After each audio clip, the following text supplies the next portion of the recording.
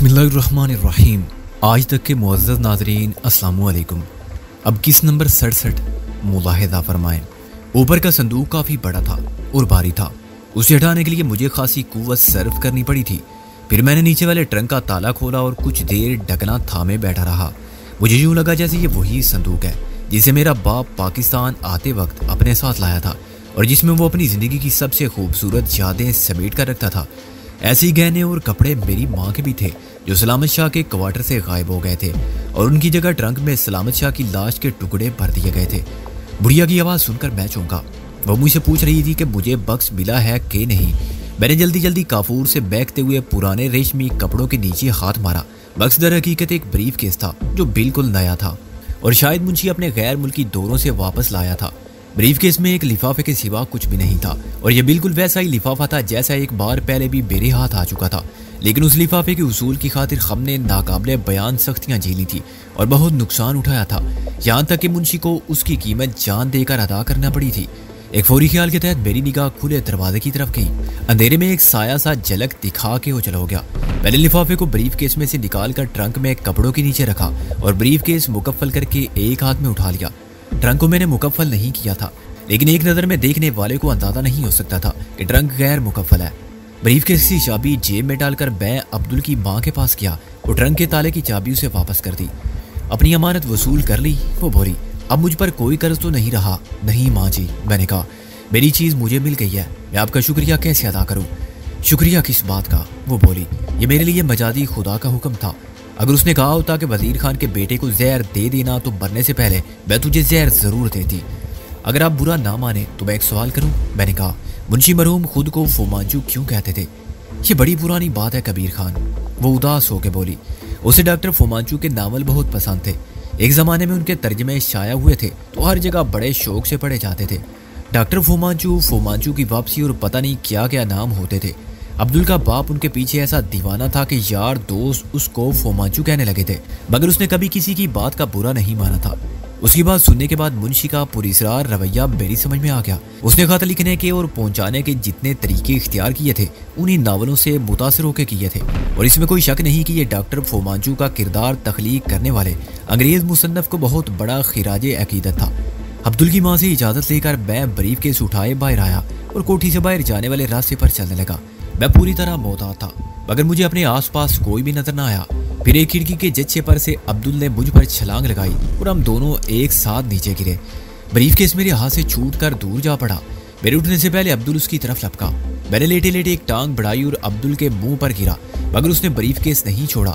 اگر میں چاہتا تو ایک کک میں اسے مقابلے کا مزہ چکھا دیتا، لیکن میں نے جانتے بوجھتے کچھ سستی اور اناڑی پن کا مظاہرہ کیا اور اسے اتنی مہلت دی کہ وہ اٹھ کر فرار ہو جائے، لیکن وہ فرار نہیں ہوا۔ اس نے اچانک ریوالور نکال لیا اور گولی داغ دی۔ اس کے ہاتھ میں ریوالور دیکھتے ہی میں سمجھ گیا کہ وہ گولی چلانے سے دریغ نہیں کرے گا۔ اس کے سوچنے سمجھنے کی صلاحیت اتنی جلدی بحال نہیں ہو سکتی تھی۔ جنگ ابھی جاری تھی اور اسے دشمن پر غلبہ پانے کا موقع مل گیا تھا۔ وہ اس موقع کو کیسے ضائع کر سکتا تھا؟ اگر میں مقابلہ جاری رکھتا تو دوسری گولی یقیناً میرا کام تمام کر دیتی۔ پہلی گولی کا نشانہ تو اس لیے خطا ہو گیا تھا کہ عبدل نے بڑی اجرت میں فائر کیا تھا اور میں بھی متحرک تھا۔ اگر میں اپنے پیروں پر کھڑا ہو جاتا تو وہ اطمینان سے نشانہ لے کر گولی چلاتا۔ چنانچہ میں نے ایک بہت بڑا خطرہ مول لیا اور چیخ مار کر نیچے گر گیا۔ اندھیرے میں عبدل کو خون تو نظر نہیں آیا، لیکن مجھے تڑپتا ہوا دیکھ کر اسے یقین آ گیا کہ گولی اپنا کام کر گئی ہے۔ میرے لیے خطرہ یہ تھا کہ کہیں وہ دوسری گولی چلا کے میری موت کو یقینی بنانے کی کوشش نہ کر دے، لیکن وہ بریف کیس مل جانے کے بعد ایک سیکنڈ بھی ضائع نہیں کرنا چاہتا تھا۔ اسے معلوم تھا کہ فائرنگ کی آواز سن کر سب سے پہلے محسن آ جائے گا، جو صرف میری حفاظت کے لیے دروازے پر کھڑی ہوئی گاڑی میں بیٹھا ہوا تھا۔ وہ پلٹ کر بے تحاشا بھاگا۔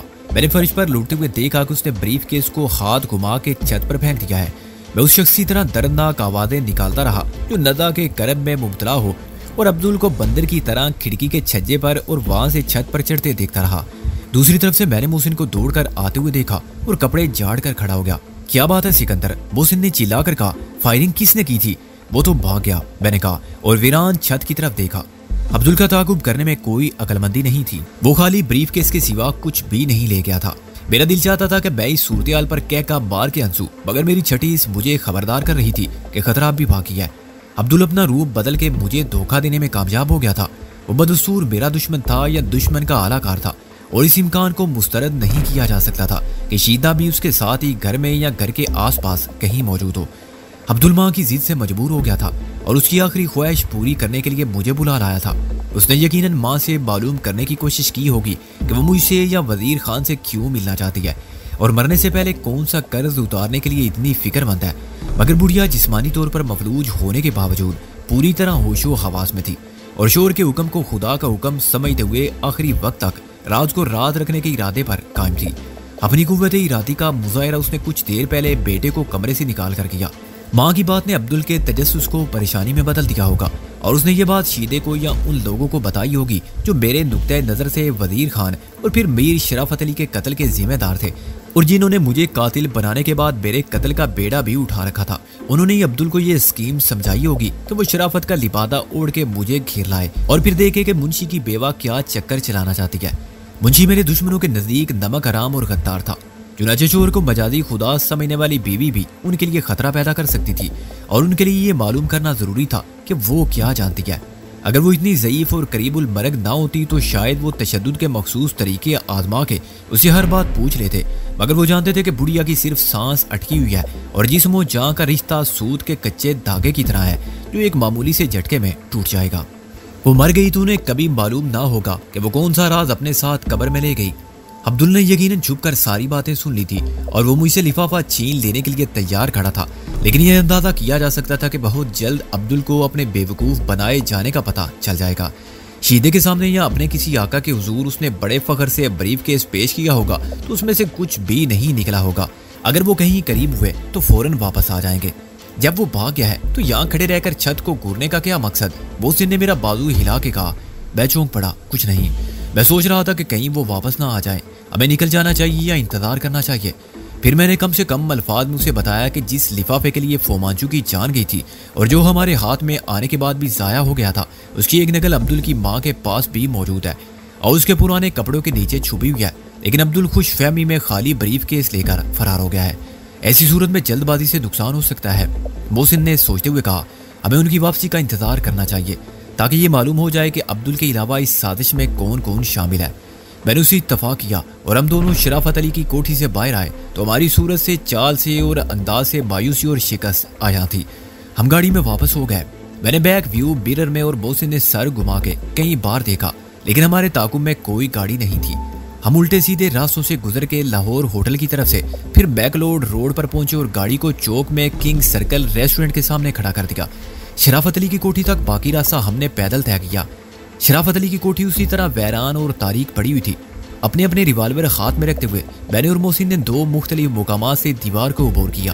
کوٹھی کے دونوں طرف پتلی سی گلی تھی جو ساتھ والی کوٹھیوں کی دیواریں کھڑی ہونے سے خود بخود بن گئی تھی۔ بائیں ہاتھ کی گلی سیدھی سروینٹ کوارٹر تک پہنچ کے ختم ہوئی تھی۔ دائیں جانب کی گلی کے آخری حصے میں گیراج تھا، جس میں اب شرافت علی کی گاڑی مکفل دروازوں کے پیچھے کھڑی رہ گئی تھی۔ میں نے بائیں طرف چلنا شروع کیا اور محسن نے دائیں جانب سے گھوم کر آنے والا راستہ اختیار کیا۔ یہ حفاظتی پیش بندی تھی، خدا نہ خواستہ ہم میں سے ایک دشمن کے درگے میں آ جاتا تو دوسرا اس کی کچھ نہ کچھ مدد کر سکتا تھا۔ رضوی صاحب نے یقیناً پولیس نہیں بھیجی تھی، ورنہ وہ فائرنگ کی آواز سن کر ضرور پہنچ جاتے۔ انہوں نے صرف عبدل کو ڈرایا تھا اور ہمیں اب اپنی حفاظت خود کرنی تھی۔ آدھا فاصلہ طے کرنے کے بعد مجھے گڑبڑ کا اندازہ ہو گیا۔ عبدل کی ماں کے کمرے میں روشنی تھی اور سروینٹ کوارٹر میں سے دوسرے دو مردوں کے اونچی آواز میں بات کرنے سے پتہ چلتا تھا کہ دشمنوں کے بارے میں ہماری توقعات غلط نہیں تھی۔ میں نے محسن کے آنے کا انتظار کیا۔ 1 منٹ بعد وہ گیراج کی طرف سے نمودار ہوا تو میں نے ہونٹوں پر انگلی رکھ کر اسے خاموش رہنے کا اشارہ کیا۔ ہم دونوں بے آواز قدموں سے اندھیرے کی پناہ میں چلتے ہوئے دروازے تک جا پہنچے اور باہر رک کے دیوار سے لگے کھڑے رہے۔ اماں دیکھ، اپنا نہیں تو میرا ہی خیال کر، عبدل کی آواز آئی۔ تو نے سکندر بخت کو کیا دیا تھا؟ بدبخت نامراد بڑھیا چلائی۔ تجھے بتا دیا ہے کہ ایک بار تیرا باپ ایک امانت چھوڑ گیا تھا، وہ میں نے اس کے حوالے کر دیا ہے۔ یہ بکواس کرتی ہے عبدل، دوسرے مرد کی آواز نے سخت لہجے میں کہا۔ اس نے سیدھی طرح نام بتایا تو نہیں شیدے، عبدل منت سماجت کرتے ہوئے بولا۔ میں اماں کو سمجھا لوں گا۔ دیکھو اماں، وہ یہاں سے ایک بکس لے گیا تھا لیکن اس میں کچھ بھی نہیں تھا۔ ہم نے اس کو ادھیڑ کر رکھ دیا ہے لیکن اس میں کچھ بھی نہیں نکلا۔ یہ تو مجھے بھی معلوم نہیں کہ اس بکس میں کیا تھا۔ بڑھیا بدستور اپنی بات پر اڑی رہی۔ تجھے کیا بتاؤں؟ اچھا تیرے پاس وہ بکس کہاں سے آیا؟ میں نے تو کبھی نہیں دیکھا تھا۔ تو نے ابھی دنیا میں بہت کچھ نہیں دیکھا بیٹا، جو یہ اندھی آنکھیں دیکھ چکی ہیں، بڑھیا بولی۔ تو ہٹ جا عبدل، شیدے نے چیخ کر کہا۔ میں بھی 2 منٹ میں سب معلوم کر لوں گا، اس کی زبان نہ کھلی تو کیا ہوگا؟ عبدل نے اس کی بات کاٹ دی۔ تو مارے گا اسے، اس بڑھیا کو جو بستر سے اٹھ نہیں سکتی؟ کیا ملے گا تجھے اس کو مار کے شیدے؟ تیرے نامہ اعمال میں ایک اور قتل شامل ہو جائے گا۔ مجھے اس کی پرواہ نہیں ہے، شیدے نے غرا کر کہا۔ یہ ویسے بھی مرنے والی ہے، میں اسے اجازت نہیں دے سکتا کہ مرتے مرتے ہم سب کو مروا دے۔ میں بھی تجھے اجازت نہیں دے سکتا شیدے کہ میرے سامنے تو میری ماں پر ہاتھ اٹھائے۔ عبدل نے بے خوفی سے کہا۔ میں تجھے صرف 5 منٹ دوں گا، شیدے نے خطرناک لہجہ بنا کے کہا۔ اتنی دیر میں اس سے پوچھ لے کہ اس نے سکندر کو کیا بتایا ہے، اس کے بعد تو نے میرا راستہ روکا تو پہلے میرا ہاتھ تجھ پر پھٹے گا۔ مجھے شک ہے کہ تو نے بھی غفلت برتی اور سکندر پر نگاہ نہیں رکھی، ورنہ وہ بریف کیس خالی نہ ملتا۔ قسم خدا کی شیدے، میرے سامنے اس نے بریف کیس میں سے کوئی چیز نکال کر کہیں نہیں چھپائی تھی۔ عبدل بولا۔ وہ نکلا ہی تھا کہ میں نے اسے بریف کیس چھین لیا، اس کا مطلب یہ ہے کہ جو کچھ بریف کیس میں تھا وہ سکندر اسی کمرے میں چھپا گیا ہوگا، شیدے نے کہا۔ خیر وہ ہم بعد میں تلاش کر لیں گے، اپنی ماں سے پوچھ کہ اس نے اپنے شیدے۔ عبدل چیخا، میرے سامنے میری ماں کو گالی مت دے ورنہ میں تیرا خون پی جاؤں گا۔ شیدے نے کہہ کہا، ہمارا خون پی جائے گا؟ اس نے نفرت اور حقارت سے کہا۔ خالی ہاتھوں سے چمگادر کی اولاد، ابھی اس کی بات پوری بھی نہ ہوئی تھی کہ عبدل نے اس پر حملہ کر دیا۔ ہم یہ جان کر دیکھ چکے تھے کہ شیدہ صرف ریوالور کی وجہ ہی سے نہیں، جسمانی اعتبار سے بھی عبدل پر بھاری پڑتا تھا۔ اس نے گولی چلانے کی بجائے گھٹنا اٹھا کے عبدل کے پیٹ میں مارا اور اپنے زور میں آنے والا عبدل ضرب کی شدت برداشت نہ کر سکا۔ اس نے ایک چیخ ماری اور پیچھے گرا تو پلنگ سے ٹکرا کر ماں کے اوپر جا گرا۔ عبدل، بڑھیا نے چیخ کر کہا اور اپنے دونوں ہاتھ اس اندھیرے میں پھیلائے جو دن اور رات کے فرق کے بغیر اس کی دنیا میں چھایا رہتا تھا۔ کیا ہوا ہے تجھے؟ بول۔ میں اور محسن دروازے کی دہلیز سے سر نکالے اندر کا پورا منظر دیکھ رہے تھے اور مداخلت کے لیے مناسب وقت کے انتظار میں تھے۔ شیدہ اچانک آگے بڑھا۔ اس وقت عبدل کی نظر نے ہمیں دیکھا اور ہم جو اس کے دشمن تھے یکلخت اس کی نظر میں مدد کے لیے پہنچنے والے فرشتہ غیب بن گئے۔ وہ ہماری جان کا دشمن اور ہمارے خون کا پیاسا تھا، مگر اس وقت وہ سب کچھ بھول چکا تھا۔ اس کی آنکھوں میں ایک خاموش التجا تھی کہ مجھے اور میری ماں کو بچا لو۔ میں بہت کمینہ ہوں مگر مجھے معاف کر دو، مگر تاسف اور پشیمانی کے اظہار کا وقت گزر چکا تھا اور یہ مکافات عمل کی گھڑی تھی۔ اس سے پہلے کہ وہ لب کھولتا یا ہم اسے بچانے کی کوشش کرتے، شیدہ اس کے سر پر ریوالور کی بھرپور ضرب لگا چکا تھا۔ یہ ضرب ماں کے بوڑھے ہاتھوں پر بھی آئی تھی۔ عبدل کے حلق سے ایک بھیانک چیخ نکلی اور وہ ماں کے پھیلے ہوئے ہاتھوں میں گر گیا۔ اس سے زیادہ دل گداز چیخ عبدل کی ماں نے ماری۔ مار ڈالا، میرے عبدل کو مار ڈالا، وہ دیوانہ وار عبدل کا سر ٹٹولتے ہوئے بولی اور اس کے بوڑھے ہاتھ خون میں بھر گئے۔ ابھی تو نہیں مارا لیکن مار ڈالوں گا، شیدہ چیخ کر بولا اور اس نے ایک ہاتھ سے عبدل کو کھینچ کر ماں سے دور کرنے کی کوشش کی، لیکن 2 سوکھے ہاتھ عبدل سے یوں چمٹ گئے تھے کہ عبدل اس کے وجود کا ہی ایک حصہ بن گیا تھا، بالکل اسی طرح جیسے وہ جنم لینے سے پہلے تھا۔ اسے ایک لمحے میں شیدے کی پوچھ ہماری طرف ہوئی اور میں نے اس پر چیتے کی طرح جس لگائی جو لہو کی پیاس دبائے شکار کے زد پر آ جانے کا منتظر بیٹھا ہوا تھا۔ اس غیر متوقع حملے نے شیدے کو سنبھلنے کا موقع نہیں دیا۔ اگر میں چاہتا تو ایک ہاتھ مار کے اس کی گردن توڑ دیتا یا اسے بے ہوش کر کے لٹا دیتا، لیکن مجھ پر وحشت سوار تھی۔ میں اسے مارتا ہوا دیوار تک لے گیا۔ میرے مکے اس کے سر، پیٹ اور منہ پر اتنی قوت سے پڑے کہ وہ کئی بار گرا۔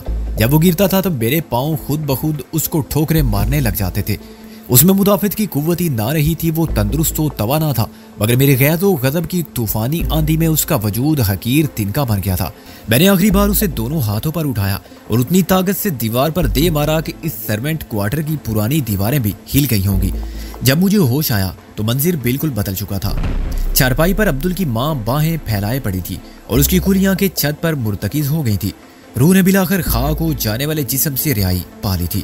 بڑھیا کے لبوں پر مجھے ایک پوری اطمینان کیفیت کا احساس ہوا۔ اس کے لبوں پر ایک مبہم سی مسکراہٹ تھی جو ان سب کا تمسخر اڑاتی ہوئی محسوس ہوتی تھی، جنہوں نے اپنی تمام طاقت صرف کر دی تھی کہ پھونک سے اڑ جانے والی یہ بڑھیا اپنے خداوندے مجادی کے حکم کی تعمیل نہ کرے، مگر انہیں ناکامی ہوئی تھی۔ وہ جو اپنی دولت، اپنے اثر و رسوخ اور اپنی بدماشی کے غرور میں تھے اور خود کو پہاڑ سے زیادہ مضبوط اور ناقابل تسخیر سمجھتے تھے، اس معذور اور بے بس صورت کے عزم کو شکست نہیں دے سکے تھے۔ عبدل خون میں نہایا ہوا شیدے کا ریوالور اٹھائے کھڑا تھا۔ اس نے محسن کو دروازے کے قریب روک رکھا تھا اور میرا ہاتھ پکڑنے کی اجازت نہیں دی تھی۔ اس کا سر پھٹ گیا تھا، چنانچہ اس کے چہرے پر سے بہتا ہوا خون اس کے کپڑوں کو رنگین کر رہا تھا۔ اس کے ہاتھ پر بہہ رہا تھا اور فرش پر ٹپک رہا تھا۔ صاف ظاہر تھا کہ اس کا خون اسی طرح ضائع ہوتا رہا تو وہ زیادہ دیر نہیں جیے گا۔ سکندر صاحب، عبدل نے ریوالور سے اشارہ کیا، اب یہاں سے چلے جاؤ۔ میں نے دیوار کے ساتھ پڑے ہوئے شیدے کو دیکھا جو بڑی مشکل سے لمبے لمبے سانس لے رہا تھا اور اس کے حلق سے خر خر کی آوازیں نکل رہی تھی۔ اس کا چہرہ بھی لہو لوہان تھا۔ عبدل ہم تمہیں ہاسپٹل لے چلتے ہیں، میں نے کہا۔ عبدل نے انکار میں سر ہلایا اور ایک ہاتھ سے دیوار تھام لی۔ دیوار پر ایک خونی پنجے کا نقش بن گیا۔ میں کہیں نہیں جاؤں گا، میرے مرنے سے پہلے مجھے معاف کر دو، میں نے تمہارے خلاف جھوٹی گواہی دی تھی۔ کس کے کہنے پر؟ میں نے کہا۔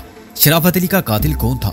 ان سب باتوں کا وقت نہیں ہے۔ اس نے آستین سے لبوں تک آ جانے والا خون صاف کیا۔ میری ماں تو مر ہی چکی ہے، میرے باپ نے بھی تمہارے لیے جان دی تھی، اب میرا وقت ہے۔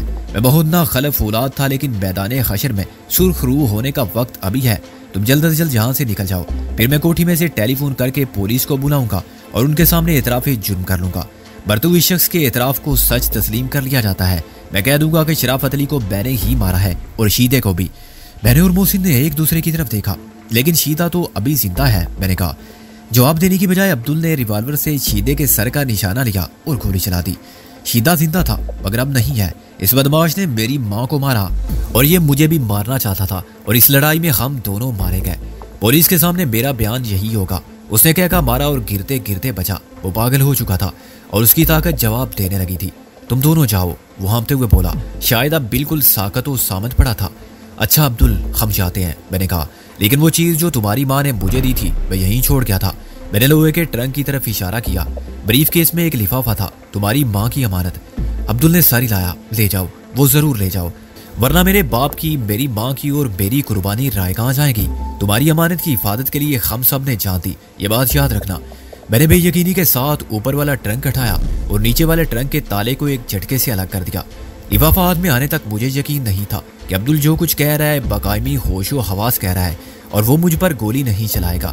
لفافہ نکال کے میں نے پھر اس کی طرف دیکھا اور اس نے ریوالور سے دروازے کی طرف اشارہ کیا۔ جو کچھ میری اور محسن کی نظروں نے دیکھا تھا کسی بھیانک خواب کا حصہ لگتا تھا۔ ہم دونوں بوجھل قدموں سے چلنے لگے۔ سروینٹ کوارٹر سے باہر آنے کے بعد ہم نے پلٹ کر دیکھا۔ جسم کی رہی صحیح قوت سے کام لے کر عبدل دیوار کا سہارا لیتا کوٹھی کی طرف آ رہا تھا۔ ہم اس کے لیے کچھ بھی نہیں کر سکتے تھے۔ میں نے محسن کی طرف دیکھے بغیر کہا، دعائے مغفرت بھی نہیں، اس نے اپنی زندگی کے تمام گناہوں کا کفارہ خود ہی ادا کر دیا ہے۔